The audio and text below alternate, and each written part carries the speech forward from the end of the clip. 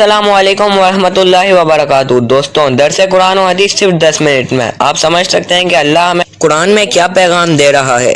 اس درس کو اینڈ تک دیکھیں اور دیگر دوستوں سے بھی شیئر کریں۔ جزاک اللہ۔ الحمد للہ رب العالمین والصلاة والسلام علی سید الانبیاء والمرسلین، اما بعد فاعوذ باللہ من الشیطان الرجیم، بسم اللہ الرحمن الرحیم۔ ناظرین کرام، ایک مرتبہ پھر حاضر ہوئے ہیں سلسلہ درس قرآن لے کر آپ کی خدمت میں۔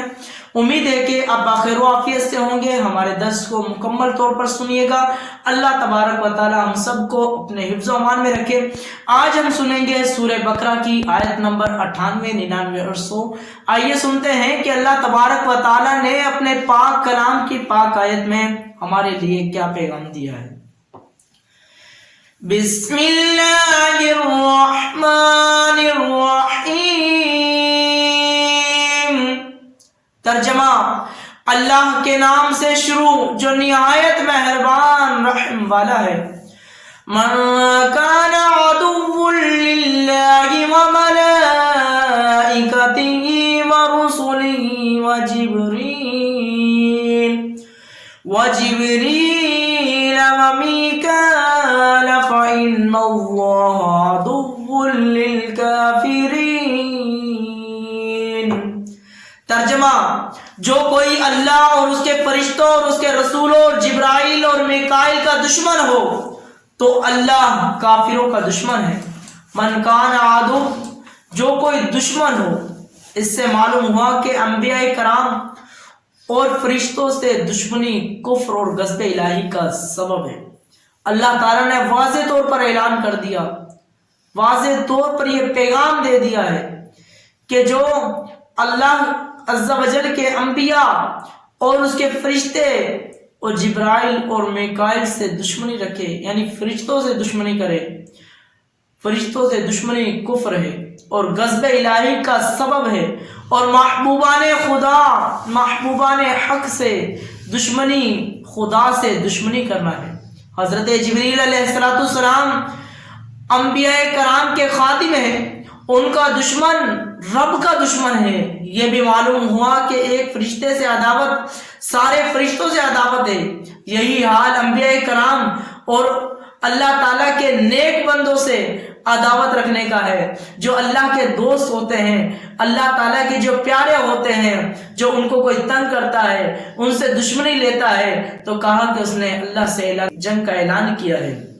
حضرت ابو ہریرہ رضی اللہ تعالیٰ عنہ سے روایت ہے، حضور اقدس صلی اللہ تعالیٰ علیہ وآلہ وسلم فرماتے ہیں کہ اللہ تعالیٰ نے فرمایا، جو میرے کسی بندے سے، جو میرے دوست سے دشمنی کرے، اسے میں نے لڑائی کا اعلان کر دیا ہے۔ حضرت ابو ہریرہ رضی اللہ تعالیٰ عنہ، بخاری کی حدیث ہے کہ جو اللہ سے، اللہ کے نیک بندوں سے، اللہ کے دوستوں سے دشمنی کرتا ہے، تو کہا کہ اللہ تعالیٰ فرماتا ہے میں نے اس سے لڑائی کا اعلان کیا ہے۔ تو ہم نے جو ہے کسی سے دشمنی نہیں کرنی، نہ اللہ تبارک و تعالیٰ کے پیارے رسول مقبول صلی اللہ علیہ وسلم کے بارے میں زبان کھولنی ہے، نہ کسی نبی کے بارے میں، نہ کسی صحابی کے بارے میں، نہ کسی فرشتے کے بارے میں، کسی بھی چیز کے بارے میں ہم نے زبان نہیں کھولنی ہے۔ اللہ تعالیٰ مجھے اور آپ کو اور ہماری نسلوں میں کسی کو بھی گستاخ رسول نہ پیدا فرمائے۔ آگے فرمایا، وَلَقَدْ أَنزَلْنَا إِلَيْكَ آيَاتٍ بَيِّنَاتٍ وَمَا يَكْفُرُ بِهَا إِلَّا الْفَاسِقُونَ۔ ترجمہ: اور بے شک ہم نے تمہاری طرف روشن آیتیں نازل کی اور ان کا انکار صرف نافرمان ہی کرتے ہیں۔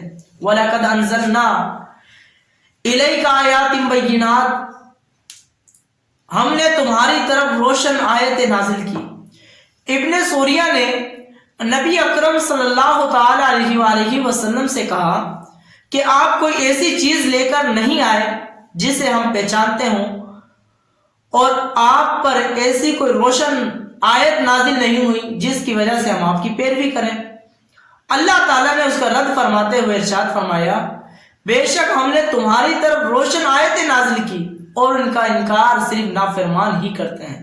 جب ابن سوریہ نے حضور علیہ السلام کے مقابلے میں آ کر کہا کہ آپ تو کوئی ایسی چیز نہیں لے کر آئے جس کے ساتھ آپ پر کوئی ایسی آیت نازل نہیں ہوئی جس کی ہم پیروی کریں، آپ کی پیروی کرتے ہوئے آپ کے راستے پر چلیں۔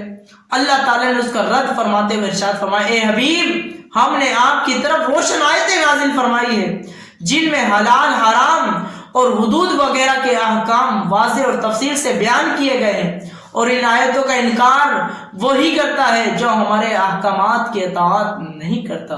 یاد رہے کہ یہاں فاسقوں سے مراد کافر اور منافق ہے، کیونکہ کافر اور منافق ہی اس طرح کی حضور علیہ السلام کے سامنے بات کیا کرتے تھے، وہ دلیلیں مانگا کرتے تھے، اور عاشق کو تو کوئی دلیل مانگنے کی ضرورت نہیں ہے، لیکن جو منافق ہوتا ہے وہی دلیل مانگتا ہے اور وہی حضور علیہ السلام کے سامنے آ کر مقابلہ کرتا ہے۔ جس طرح کہ ابن سوریہ نے کہا تھا کہ کوئی اس طرح کی چیز دکھائے، اگر حضور علیہ السلام پر ان کو ایمان لانا ہوتا تو حضور کے کمالات، حضور کے معجزات، حضور کے اللہ تبارک و تعالیٰ کی دی گئی نعمتیں دیکھ کر ہی وہ ایمان لے کر آ جاتا، لیکن آگے آپ نے جو ہے آپ علیہ السلام سے انہوں نے دلیل مانگی تو کہا کہ یہاں فاسقوں سے مراد کافر اور منافق ہی ہیں۔ آگے فرمایا، أَوَكُلَّمَا عَاهَدُوا عَهْدًا نَبَذَهُ فَرِيقٌ مِّنْهُمْ بَلْ أَكْثَرُهُمْ لَا يُؤْمِنُونَ۔ ترجمہ، اور جب کبھی انہوں نے کوئی عہد کیا تو ان میں سے ایک گروہ نے اس عہد کو پھینک دیا، یہاں تک کہ ان میں سے اکثر مانتے ہی نہیں تھے۔ عہدو عہدن، انہوں نے عہد کیا۔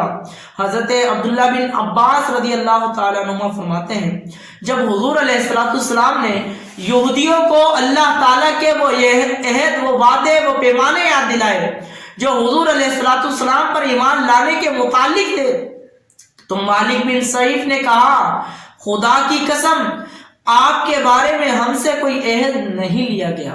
اس کے جواب میں یہ آیت کریمہ نازل ہوئی اور فرمایا کہ یہودیوں نے جب کبھی کوئی وعدہ عہد کیا تو ان میں سے ایک گروہ نے اس عہد کو ویسے ہی پیچھے پھینک دیا، بلکہ ان میں سے اکثر یہودیوں توریت پر ایمان ہی نہیں، اس لیے وہ عہد توڑنے کو گناہ نہیں سمجھتے اور نہ ہی اس بات پر کوئی پرواہ کرتے تھے۔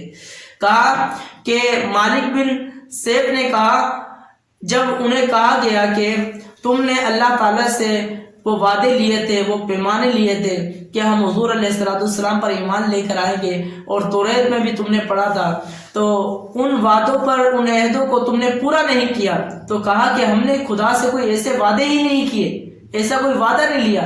تو ان کے بارے میں یہ آیت کریمہ نازل ہوئی، جب کبھی انہوں نے کوئی عہد کیا تو ان میں سے ایک گروہ نے عہد کو پیچھے پھینک دیا، بلکہ ان میں سے اکثر، بل اکثرہم لا یؤمنون، بلکہ اکثر تو ایسے ہیں جو حضور علیہ السلام پر اور ان صحیفوں پر، ان کتابوں پر ایمان ہی نہیں لے کر آئے اور انہیں اس بات کی کوئی پرواہ ہی نہیں ہے۔ بعض مفسرین نے فرمایا کہ یہودیوں نے یہ عہد کیا تھا کہ جب نبی کریم صلی اللہ تعالیٰ علیہ وآلہ وسلم کا ظہور ہوگا تو ہم ان پر ضرور ایمان لے کر آئیں گے، اور عرب کے مشرکوں کے خلاف ہم ضرور ان کے ساتھ ہوں گے۔ لیکن جب حضور علیہ السلام نے اپنی نبوت کا اعلان فرمایا تو یہودیوں نے آپ علیہ السلام پر ایمان لانے کے بجائے انکار کر دیا۔ اس پر یہ آیت کریمہ نازل ہوئی کہ ان میں سے کچھ ایسے ہیں جو وعدے کو پیچھے پھینک دیا، وعدے کو پورا نہیں کرتے، اور اکثر تو بل لا یؤمنون، اکثر تو ایسے ہیں جو ایمان بھی نہیں لے کر آئے۔